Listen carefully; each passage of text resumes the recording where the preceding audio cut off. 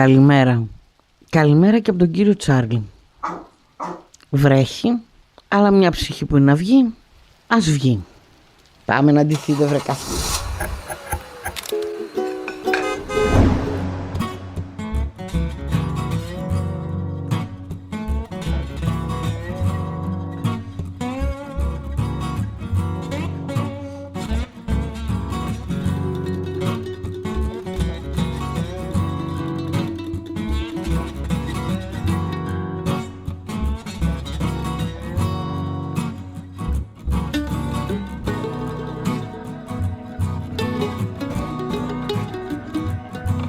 Καταλάβατε, έπρεπε να φάμε όλη τη βροχή γιατί δεν μπορούσε ο κύριος να περιμένει 5 λεπτά. Να φάμε τη βροχή για να γυρίσουμε σπίτι που μόλις μπήκαμε και να έχει ήλιο έξω και ζέστη. Μπαινοβγαίνει βέβαια ο ήλιος, αλλά τουλάχιστον σταμάτησε να βρέχει.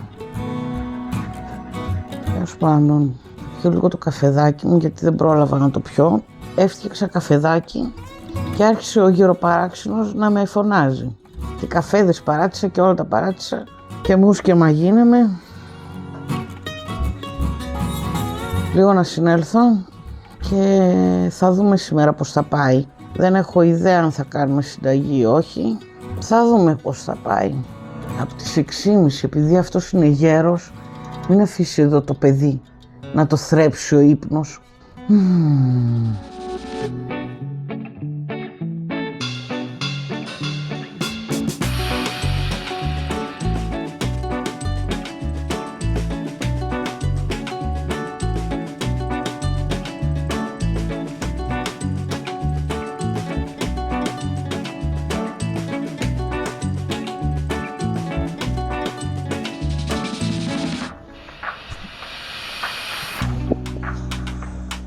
Πέρασε η ώρα.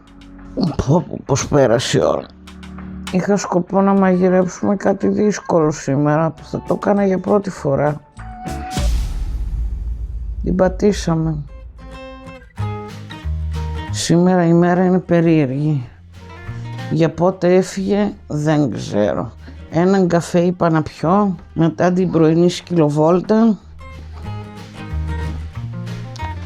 Πιάστηκα με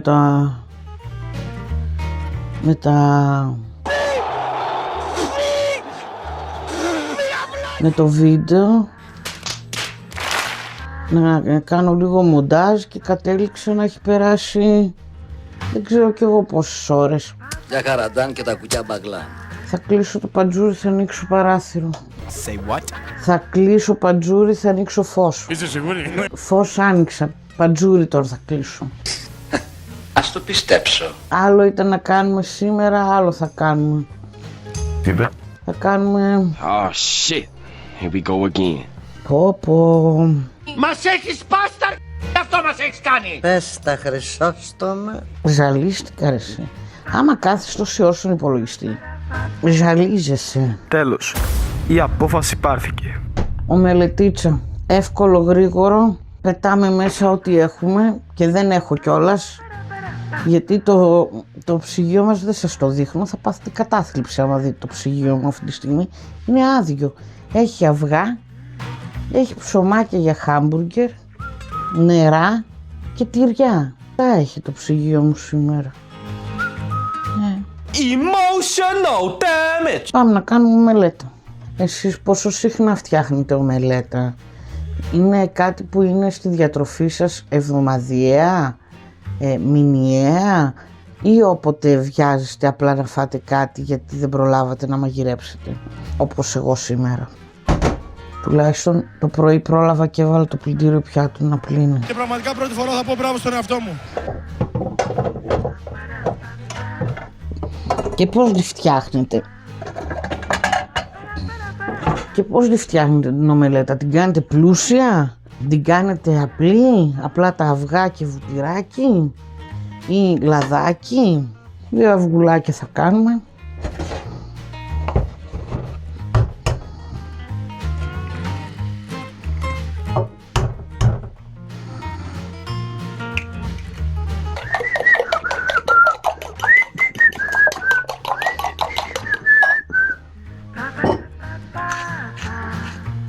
αλατάκι, πιπεράκι. Το πιπεράκι σπάει την αυγουλίλα. Τα αφήνω στην άκρη. Σήμερα είμαι με τις παραξενιές μου. Παράδειγμα, εσείς όταν ανοίγετε το βούτυρο μπορείτε να το ξαναδιπλώσετε όπως ήτανε? Εγώ παράδειγμα όχι. Αφού κάνετε τον κόπο που κάνετε να τα χαράξετε, κόψτε τα κιόλας. Περιμένουμε να λιώσει το βουτυράκι για να κάψει λίγο το ψωμάκι.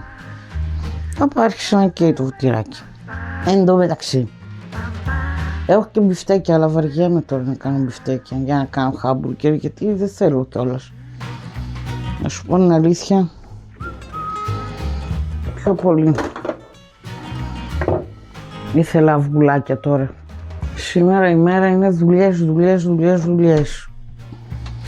Και όχι τόσο δουλειές, πώς να σου πω, του σπιτιού.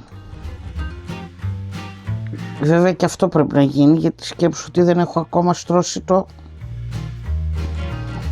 κρεβάτι μου. Σάπιο πλαστικό τυράκι, θα μπορούσα να κάνω και καγιανά.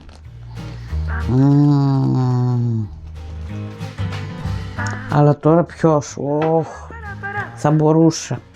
Θα κάνω την απλή την ομελέτα. Κάτσε καλέ που καίσαι τόσο πολύ. Θα κάνουμε την απλή την ομελέτα. Θα την πούμε και ποντιακή, φούστουρο.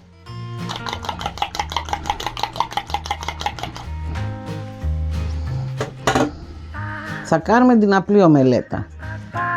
Βουτυράκι, αλατάκι, αυγό. Δεν θα βάλουμε τίποτα άλλο μέσα. Επίσης, εγώ για να την κάνω λίγο πιο ζουμερή, προσθέτω στα αυγά και μία κουταλιά νεράκι.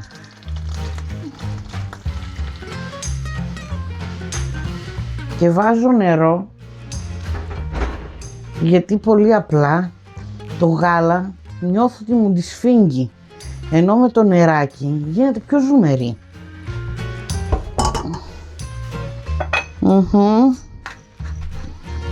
Έξτρα πιπεράκι, γιατί έκατσε σχεδόν όλο στο σύρμα.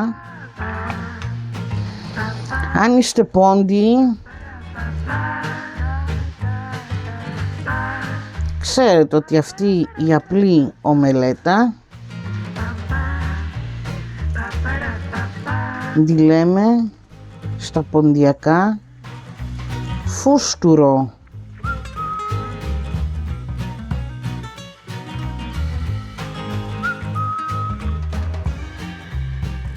Τώρα κάει και το βούτυρο και γι' αυτό είναι έτσι καφέ. Κανονικά δεν θα έπρεπε να έχει καεί. Θα έπρεπε να είναι ωραία λευκή.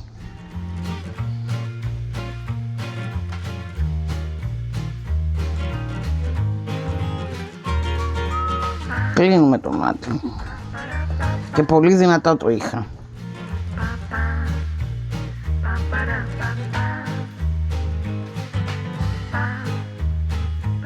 Αυτό είναι το μυστικό της δικής μου ομελέτας, το νεράκι. Και μετά άλλες φορές που βάζω ένα σκασμό πράγματα, το νεράκι στο αυγό. Άλλες φορές θα βάλουμε καλαμπόκι, θα βάλουμε μανιτάρι, θα βάλουμε πιπεριές. Κάνουμε πλούσια. Κάποιο αλαντικό, μπέικον, ζαμπόν. Σήμερα δεν θέλω τίποτα άλλο παρά μόνο κασεράκι και αυγουλάκι και λίγη πάπρικα καπνιστή. Ξέρεις τι χρειάζεται τώρα? Μια ντομάτα. Ντομάτα έχω. Το κόψα. Δεν πειράζει. Έβαλα 2 φετούλες από εδώ, 2 φετούλες από εκεί. Πάμε να φάμε. Πάμε να φάμε.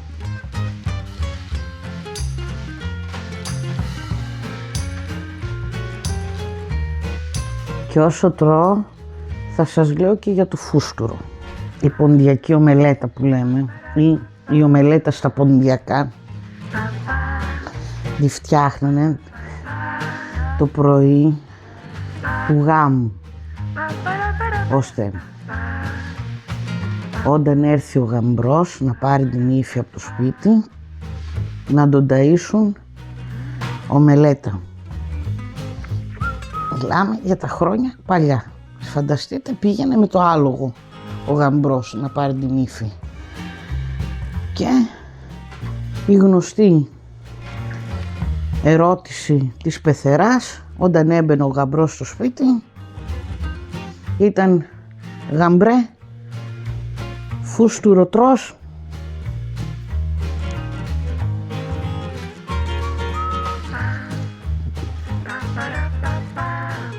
Ωραίο.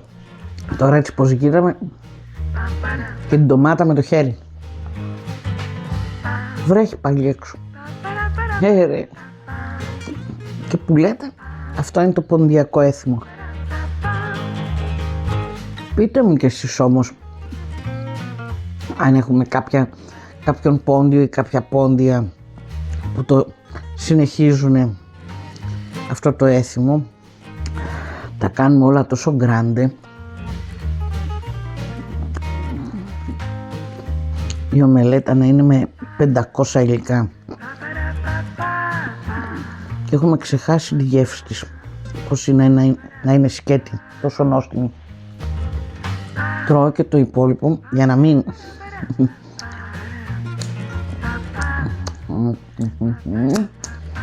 Τρώω και το υπόλοιπο και επιστρέφουμε να πούμε και άλλα πράγματα για τις ομελέτες. Μην νομίζετε ότι δεν έχει τίποτα να πούμε για μια ομελέτα. A few minutes later. Και το κορίτσι μου, εδώ ο γαμπρός φούστουρο θα φάει. Γαμπρέ. Βέβαια, με τα χρόνια, η συνταγή ακόμα και για το φούστουρο άλλαξε. Πλέον δεν είναι τόσο απλή. Δεν έχουμε μόνο αυγά αλάτι βούτυρο. Βέβαια το βούτυρο τότε ήταν βούτυρο. Τώρα όμως σιγά σιγά μπήκαν και άλλα πράγματα. Προσθέθηκε γιαούρτι, τυρί, πατάτα, κρεμμυδάκι και βέβαια από περιοχή σε περιοχή έχουμε και τις παραλλαγές του. Και αυτά με την ποντιακή εκδοχή της ομελέτας. Πάμε να δούμε γενικότερα για την ομελέτα.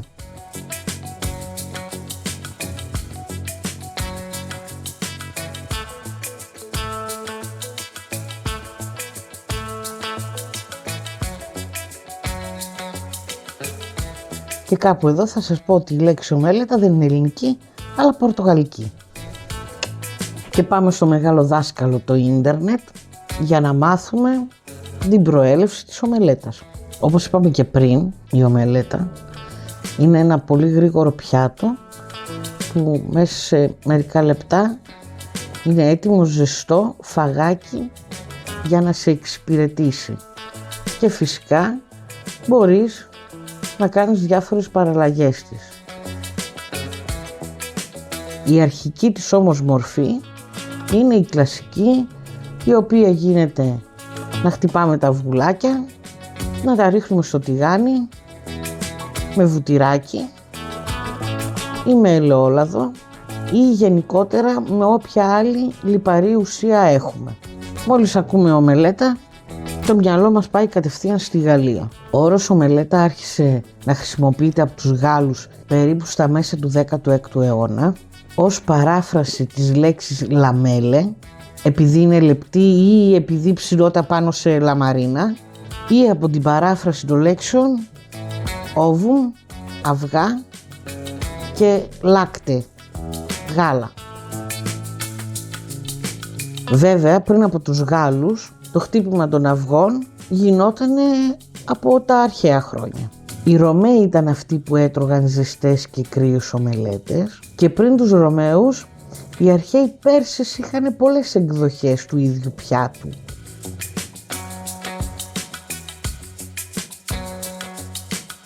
Κατά το Μεσαίωνα στην Αγγλία στις ομελέτες έβαζαν πάρα πολλά μυρωδικά. Βέβαια λένε ότι δεν υπάρχουν πολλά στοιχεία για το παρελθόν της, αλλά το μόνο σίγουρο είναι ότι κατέχει ήδη μία θέση στο παρόν και το μέλλον μας, από τη στιγμή που υπάρχει στις κουζίνες όλου του κόσμου. Στην Ισπανία τις λένε τορτίγες και έχουν πατάτα ή πατάτα και κρεμμύδι. Στην Ιαπωνία οι ομελέτες μπορούν να είναι και γλυκές γιατί βάζουν ζάχαρη μέσα και έχουν τετράγωνο σχήμα. Στην Ευρώπη και στην Αμερική τις διπλώνουμε ή και όχι. Αλλά πάνω κάτω η λογική παντού είναι ίδια. Αυγά χτυπημένα στο τηγάνι με βούτυρο ή λάδι.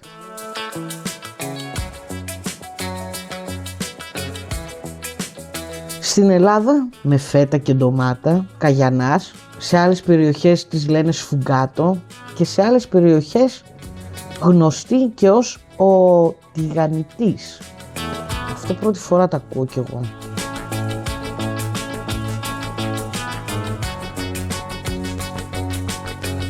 Σήμερα μπορεί η συνταγή να μην ήταν κάτι το ιδιαίτερο ή κάτι το καινούριο. Βέβαια στα απλά πράγματα είναι που κρύβεται η περισσότερη νοστιμιά. Είναι ένα βίντεο λίγο γρήγορο, αλλά έφτιαξα κάτι να φάω και εκτός του ότι έφτιαξα φαγάκι να γεμίσει η κυλίτσα, να που βρήκαμε και πράγματα να βάλουμε στο κεφαλάκι μας. Πληροφορίες, γνώση. Αρκετά ικανοποιημένοι, έως πολύ ικανοποιημένοι, αφού το στομαχάκι είναι γεμάτο. Και τώρα να σας πω, η συνταγή ήταν πανεύκολη, όπως είδατε τίποτα. Μπορεί να γίνει πολύ διασκεδαστική αν την εμπλουτίσεις και με άλλα υλικά που σου αρέσουν. Ό,τι θέλει να γευθεί το στόμα σου, το μυαλό σου και το στομαχάκι σου. Μια ομελέτα ναι, από ίσως βαρετή για να εξυπηρετήσει μόνο το σκοπό του να σε θρέψει, μπορεί να γίνει και διασκεδαστική. Δύσκολη δεν είναι σε καμία περίπτωση. Είναι, όπως είπαμε, το φαγάκι που θα σε βγάλει από την δύσκολη θέση γρήγορα με ό,τι έχεις στο ψυγείο σου. Τώρα δεν θα πούμε αν αξίζει που την έφτιαξα ή όχι. Η νοστιμιά είναι σίγουρη, γιατί όπως είπα, ας επαναλάβω, τη φτιάχνεις στα δικά σου μέτρα, στις δικές σου γεύσεις. Και ναι, εμείς περίπου τρώμε ομελετίτσα μια φορά στις 15 τουλάχιστον. Και για να μην την κάνουμε και ίδια, με άλλα υλικά κάθε φορά. Αυτός ο καιρός με έχει τρελάνει αυτόν τον καιρό. Αυτός ο καιρός με έχει τρελάνει. Άκου λογική. Μια έχει βροχή και ψύχρα. Μια βγάζει ήλιο, ζέστη, υγρασία. Δεν ξέρεις τι να φορέσεις. Άλλα ξεκινάς να φοράς το πρωί, άλλα καταλήγεις το μεσημέρι και με άλλα το βράδυ. Είναι βαριά η ατμόσφαιρα, έχει υγρασία, με έχει πεθάνει. Τέλος πάντων, κάποια στιγμή θα σταθεροποιηθεί, πάντα έτσι είναι την άνοιξη. Γιατί ακόμα καλοκαίρι δεν μπήκε. Μπήκε ο Ιούνιος, αλλά το καλοκαίρι μπαίνει υποτίθεται 21 Ιουνίου. Αν δεν κάνω λάθος. Αν κάνω λάθος, διορθώστε με. Φυσικά δεν κράτησα ομελέτα ή δεν έφτιαξα μια ακόμα για την γιατί η Αλεξάνδρα θέλω να πιστεύω ότι διάλεξε κάτι άλλο να φάει σήμερα, μια που είναι στο γραφείο και θα βγει με συναδέρφους να φάει. Έχω στα υπόψη και είχα για σήμερα να κάνουμε κάτι διαφορετικό, αλλά είναι λίγο περίπλοκο για μένα, όπως το φαντάζομαι. Άλλος θα σου πει δεν είναι τίποτα, δεν θα σας πω. Ελπίζω μια μέρα που θα είμαστε με την Αλεξάνδρα μαζί να με βοηθήσει. Τώρα για το ποια θα ήταν αυτή η συνταγή ή ποια θα είναι βασικά αυτή η συνταγή και τι θα μάθουμε ιστορικά για αυτήν, θα το δούμε στο επόμενο φυσικά.